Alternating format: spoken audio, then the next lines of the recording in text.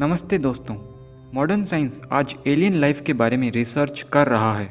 आज तक एक भी एलियन का सबूत नहीं मिला है, लेकिन फिर भी हम धरती से बाहर जीवन की खोज कर रहे हैं। ऐसे में अगर पृथ्वी से बाहर यदि जीवन है, तब नेचुरली हमारे मन में एक सवाल पैदा होता है, आखिर एलियन कैसे दिखते होंगे, उनका शरीर कैसा होगा। आपने बहुत सारी एलियन मूवीज देखी होगी, जिनमें अजीब अजीब से एलियंस की कल्पना की गई होती है, कुछ गंदे तो कुछ अच्छे और कुछ क्यूट क्यूट एलियंस। लेकिन इनके शरीर की बनावट का कोई साइंटिफिक आधार नहीं होता। वहीं पर अगर हम मॉडर्न साइंस की बात करें, तो हमें साइंस के अकॉर्डिंग कुछ संकेत मिलते हैं, जिससे हम जान सकते हैं कि एलियन कैसे दिख सकते हैं, और ये ज़रूरी भी नहीं कि वो दिखे ही। इस वीडियो में मैं आपको बताऊंगा कि कैसे वैदिक ऋषियों के अनुसार एलियन लाइफ पॉसिबल है। सूर्य, चंद्रमा, न्यूट्रॉन, स्टार्स में भी लाइफ पॉसिबल है। सबसे पहले हम मॉडर्न साइंस की कुछ थ्योरीज को देखते हैं, जो एक्स्ट्रा टेरेस्ट्रियल लाइफ को लेकर हमारी सोच को एक नया आयाम देती है। और वैदिक शास्त्रों का भी कहना है कि लाइफ तो सूर्य में भी पॉसिबल है, जहाँ के जीवों का शरीर तेज तत्व प्रधान होगा। इस तरह महर्षि व्यास, महर्षि गौतम आदि सब ऋषियों ने इस बारे में बताया है। कई वैज्ञानिक भी स्टार्स पर लाइफ की पॉसिबिलिटी को मानते हैं। इसका पूरा साइंस क्या है, आइए विस्तार से जानते हैं।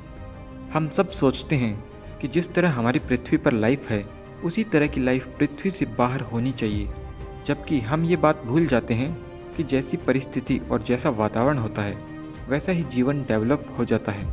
अगर आपने अपनी लाइफ में कभी पानी में रहने वाले जीवों को देखा ही नहीं, तो पानी में रहने वाले जीव आपके लिए आश्चर्यजनक होंगे।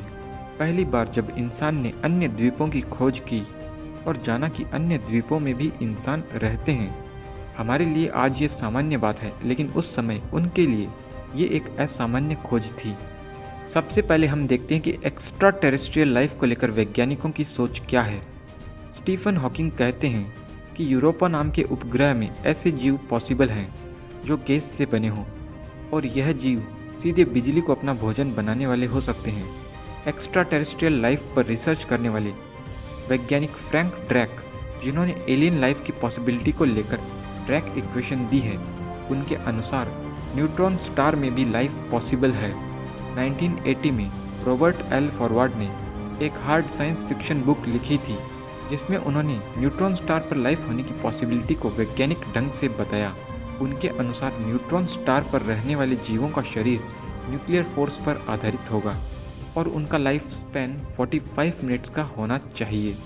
2005 में हेदर स्मिथ ने एक रिसर्च पेपर प्रेजेंट किया, जिसमें उनका मानना था कि मीथेन बेस्ड लाइफ भी पॉसिबल है, जिसमें कोई जीव हाइड्रोजन, एसिटिलीन और एथेन को श्वास के रूप में लेगा और कार्बन डाइऑक्साइड की जगह मीथेन को श्वास के रूप में छोड़ेगा।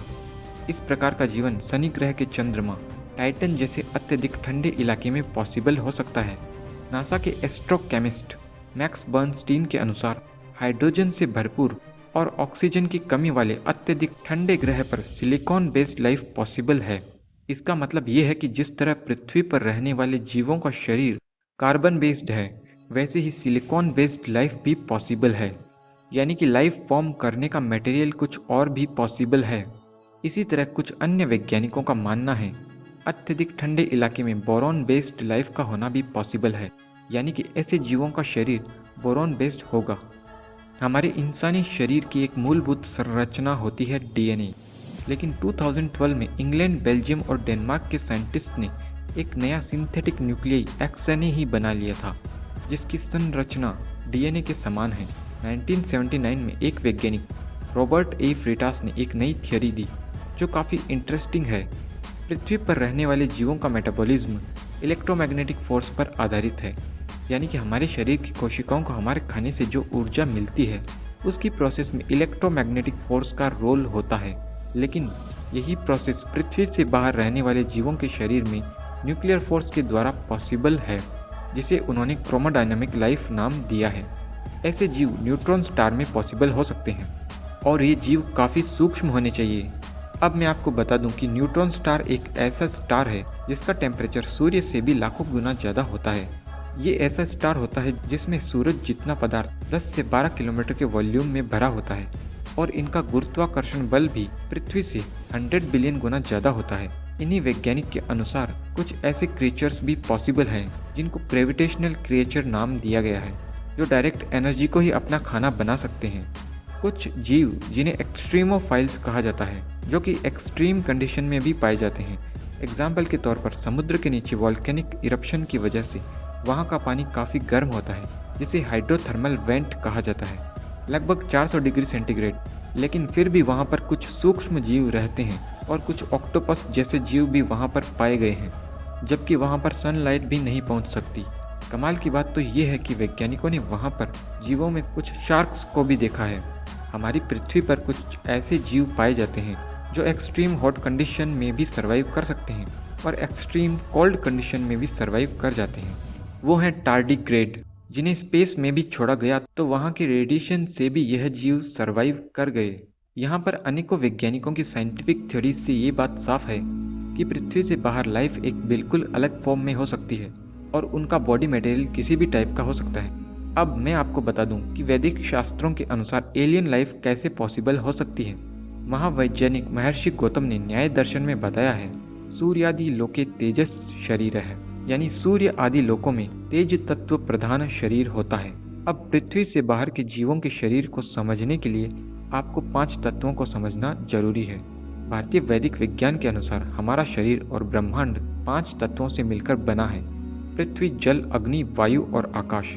लेकिन दुनिया में 99% लोग इन तत्वों का मतलब ही नहीं जानते। पृथ्वी का मतलब अर्थ या सॉलिड वस्तु नहीं है, जल का मतलब पानी या लिक्विड वस्तु नहीं है, अग्नि का मतलब फायर नहीं है, वायु का मतलब एयर नहीं है और आकाश का मतलब शून्य या वैक्यूम नहीं है। असल में पृथ्वी का मतलब सारे मॉलिक्यूल्स है, जल का मतलब एटम्स और एटम्स की आयोनिक स्टेट है, अग्नि का मतलब फोटोन, इलेक्ट्रोमैग्नेटिक वेव और चार्ज यानी विद्युत आवेश है। अनेकों प्रकार की ऊर्जा, वैक्यूम एनर्जी, डार्क एनर्जी भी अग्नि का ही रूप है। इन सब के आगे क्या होता है यह मॉडर्न साइंस भी नहीं जानता है। इनसे भी आगे वायु और आकाश तत्व होता है। वायु और आकाश तत्व हर जगह प्रेजेंट होते हैं। आकाश स्पेस है जिसके कर्व होने की वजह से ग्रेविटी काम करती है। इस पर मैं एक सेपरेट वीडियो बनाकर आप सबको बताऊंगा। हमारा शरीर इन 5 बेसिक मूलभूत तत्वों से मिलकर बना है। आपने सुना होगा कि जब कोई व्यक्ति की मृत्यु हो जाती है तो उसकी डेड बॉडी को हम लोग पार्थिव शरीर शब्द से संबोधित करते हैं। असल में पृथ्वी पर रहने वाले सभी जीव पार्थिव शरीर वाले हैं। स्वयं पृथ्वी भी पार्थिव है क्योंकि यह पृथ्वी तत्व से निर्मित है, मॉलिक्यूल से बनी है। पृथ्वी का मतलब है प्लैनेट्स और सैटेलाइट्स, चाहे वो मून हो, मार्स हो या पृथ्वी खुद। महर्षि गौतम के अनुसार सूर्य पर रहने वाले जीवों का शरीर तेज तत्व प्रधान होगा, यानी कि अग्नि तत्व पर आधारित होगा। उनमें मॉलिक्यूल्स और एटम्स और आयनिक अवस्था नहीं होगी। उसमें अग्नि, वायु और आकाश 3 ही तत्व होने चाहिए, या फिर पृथ्वी और जल तत्व न के बराबर होंगे। वहाँ के जीव सूक्ष्म होने चाहिए। पृथ्वी तत्व यानी मॉलिक्यूल्स भी असंख्य प्रकार के हो सकते हैं, इसलिए अन्य प्लैनेट्स पर रहने वाले जीवों का पार्थिव शरीर अन्य मॉलिक्यूल्स से बना हो सकता है। वह silicon based, boron based, carbon based कुछ भी हो सकता है। यानी अलग अलग प्रकार के पृथ्वी तत्व से ही अनेकों प्रकार के पार्थिव शरीर के एलियंस पॉसिबल है। तो यहाँ पर हम 5 तत्वों के आधार पर अलग अलग प्रकार के एलियन मान सकते हैं, जिनका आधार पृथ्वी, जल, अग्नि, वायु और आकाश अलग अलग तत्व हो सकते हैं। इंटेलिजेंट लाइफ का नाम ही मनुष्य है, इसीलिए पृथ्वी से बाहर मनुष्य जीवन संभव है, क्योंकि मनुष्य का मतलब है मत्वा कर्माणि सिव्यति, यानी कि जो मनन युक्त होकर कर्म करे, सोच समझ कर कर्म करे। इस हिसाब से इंटेलिजेंट लाइफ को मनुष्य कहना चाहिए। अगर एक चींटी भी सोच समझ सकती है तो वह भी मनुष्य है। ऐसे में हम कह सकते हैं कि सूर्य आदि लोकों पर भी मनुष्य हो सकते हैं, या कहें कि इंटेलिजेंट लाइफ हो सकती है। योग दर्शन के रचयिता महर्षि पतंजलि ने योग दर्शन के एक सूत्र में बताया है कि सूर्य में संयम करने से भुवन के स्वरूप का नॉलेज मिलता है। इस सूत्र को आगे महर्षि व्यास ने एक्सप्लेन किया है और सूर्य में रहने वाले जीवों के बारे में बताया है कि वहाँ पर ऐसे जीव भी हैं जो प्रकृति पर आश्रित हैं। प्रकृति का मतलब फंडामेंटल मैटर ऑफ यूनिवर्स। उस पर आधारित शरीर वाले जीव भी हो सकते हैं। इतने सूक्ष्म शरीर की वजह से उनकी आयु सृष्टि के बराबर भी संभव है। अब कोई ये पूछ सकता है कि अगर पृथ्वी से बाहर जीवन संभव है तो हमें आज तक कोई जीव क्यों नहीं मिला? कम से कम नासा की क्यूरियोसिटी मार्स रोवर को तो कुछ ना कुछ मिलना ही चाहिए। इस पर मैं आपको बताना चाहूँगा कि ओहियो यूनिवर्सिटी के एक प्रोफेसर ने नासा के रोवर से मिली फोटोज के आधार पर मंगल ग्रह पर आर्थ्रोपोडा जाति के एक छोटे कीड़े होने का दावा किया है। हालांकि कुछ अन्य वैज्ञानिक इस बात से सहमत नहीं हैं। और दूसरी बात यह है कि जरूरी नहीं कि हम उनको इतनी आसानी से डिटेक्ट कर पाएं। उन जीवों का शरीर ऐसा भी बना हुआ हो सकता है कि वो हमारे डिटेक्शन में न आए। और बाहर की लाइफ किस टाइप की है ये हम नहीं जानते, वह लाइफ सूक्ष्म भी हो सकती है।